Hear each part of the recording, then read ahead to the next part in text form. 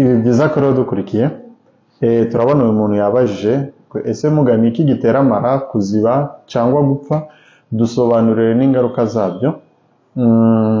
Mu by'ukuri abantu benshi ntago bazi impamvu amara ashobora kuziba cyangwa kwifunga, kwizingazinga cyangwa kuziba. Nyine turaza gusobanurira impamvu zitandukanye. So ibi ngibi bigira ingaruka, ariko mu ngaruka zikomeye twakubwiye ni uko ari ibintu byihutirwa cyane ku buryo utivuje mu masaha 6 ubuzima bwawe buhita burangira ugahita upfa. Rero igihe byakubayeho cyangwa byabaye ku muntu uzi cyangwa ku mwana, kuko no ku bana bishobora kubaho, turabisobanura, ukwiye kwihutira kwa muganga cyangwa ukamwihutisha kwa muganga agihumeka, agifite agatege ku buryo bamutabara akabaho. Icya mbere dukwiye kumenya ni uko akenshi umuntu amara ye ashobora kuziba byaratewe n'ibyo bita ama adherence cyangwa ama adhesion. Urabona iyo tumaze kubaga umuntu, yaba kumubaga bari ababyeyi ababyara babazwe cyangwa undi muntu babaze ku mpamvu zitandukanye, iyo bamaze kukubaga, usibye iriya nkovu ibigaragara hanze, mo imbere baba baragiye babaga nyababyeyi, babaga n'ibindi bitewe n'icyo bakubaza. Iyo rero bamaze kukubaga barakudoda, badoda za nyama bagiye babaga bakazisubiza hamwe, bakaziteranya, noneho ugatangira gukira. Iyo uri gukira, iyo nkovu hari igihe muri cya gihe uba uri gukira, izo nkovu icyo gisebe iyo cyegereye amara gihita gifatana n'amara, cyafatana n'amara kikaba cyatuma urwurura hahandi gifatanya n'amara, urwurura rukaziba. Iyo urura ruzibye rero n'ahandi hose kwituma bihita bihagarara nk'uko nabivuze, gusura bikanga. Noneho uko amara agenda aziba niko pressure ikomeza kuba nyinshi, bikageraho utangira kuruka, ukageraho utangira kuruka n'ibintu binuka nk'umusarani, nyine nk'umwanda mukuru nk'uko bamwe babivuga. So niyo mpamvu iyo bakubwiye baguhitishijemo ngo ese urabyara neza, urabyara ubazwe n'ibindi, cyangwa ukaza wisabira ngo ushaka kubagwa, ngo kubagwa nibyo byiza, ntago bijyana. Izo ngaruka kenshi abantu ntago baba bazitekereza, ariko ukwiye kumenya ko mu ngaruka zo kubyara ubazwe harimo nuko ushobora kugira ibyo bintu by'ama adhesion, noneho byafata amara bikaba byatuma amara yawe aziba, bikaba byatuma ujya kubagwa. So ikindi cya kabiri gishobora gutuma amara y'umuntu aziba nuko bishobora guterwa na hernie.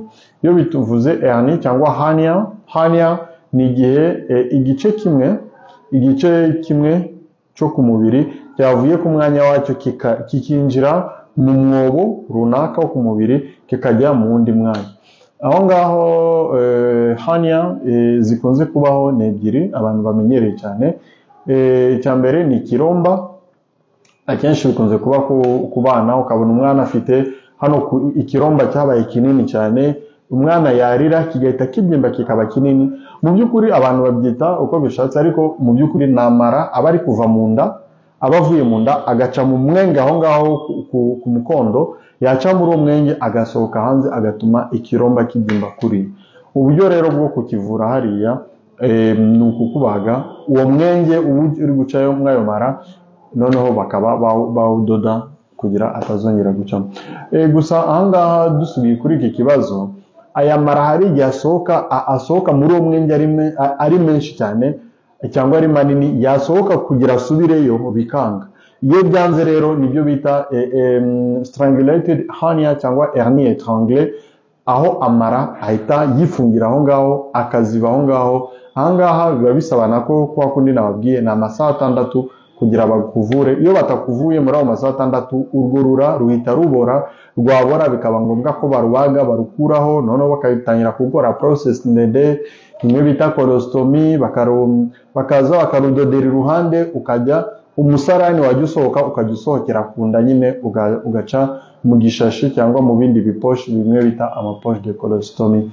So iyo ni umbilical hernia cyangwa hernie yatewe nuko amara yaciye mu mukondo. Noneho hari indi bita hernie inguinale cyangwa inguinoscrotale, aho amara aca muri twa dusabo akajya mu dusabo tw'intanga, yamara yaciye muri utwo dusabo akajya mu dusabo tw'intanga rero niho usanga umuntu afite igisabo cy'intanga cyabyimbye cyenda kungana n'akajerekani.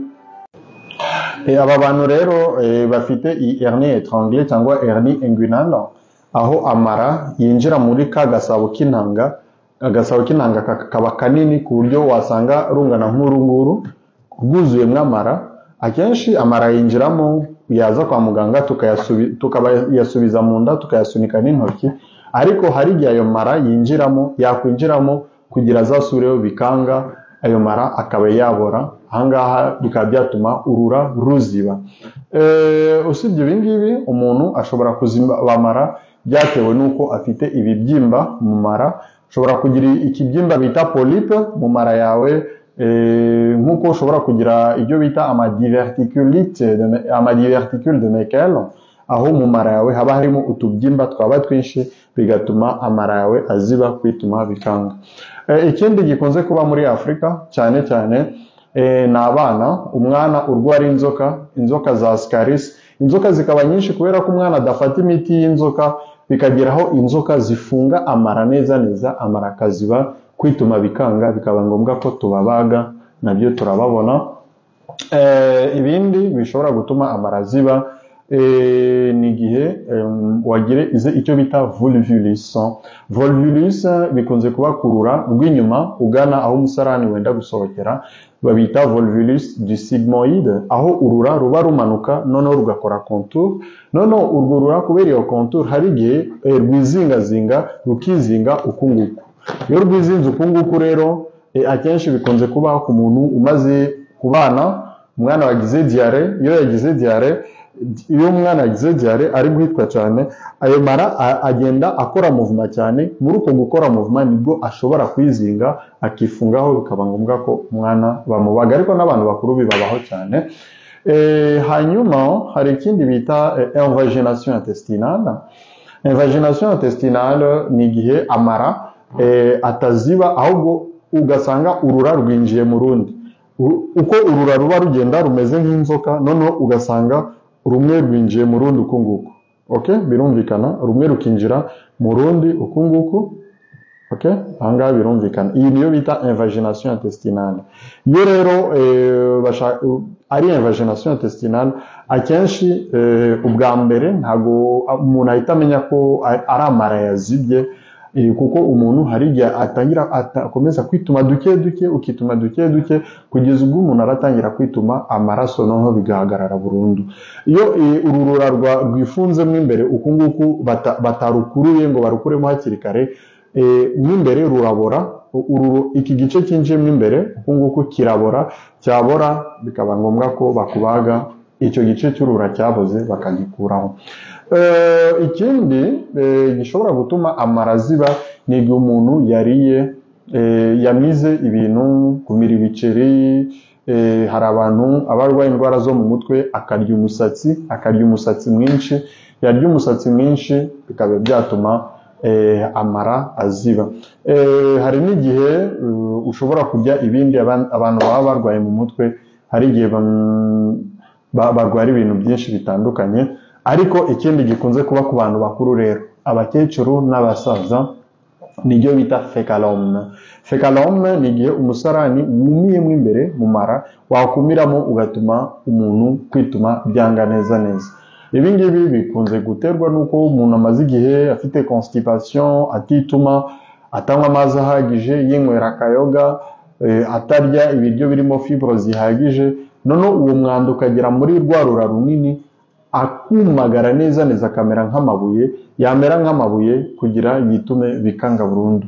Ibi ngibi rero bishobora kugutera ibindi bibazo. Hari ibindi byitwa endometriose intestinale.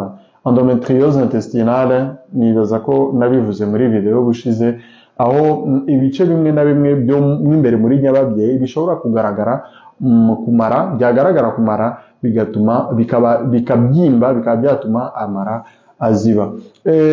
Ikindi twamenya ngaha ni umuntu ushobora kuba arwaye ibyo bita Crohn's disease cyangwa syndrome inflammatoire de l'intestin, aho umuntu aba ashobora kurwara bitewe n'abasirikare bo mu mubiri bangije ahantu kurura rukaba rwaza.